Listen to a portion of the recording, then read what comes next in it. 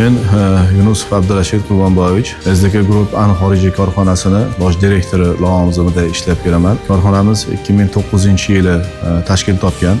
Dastlab korxonamizda 50 ta ish o'rini bilan ish boshlab, asosan avtomobil filtrlari va avtomobil moy filtrlarini ishlab chiqarish yo'lga qo'yilgan. Korxonamizda hozirgi kunda 200 dan ortiq ishchi ishlaydi.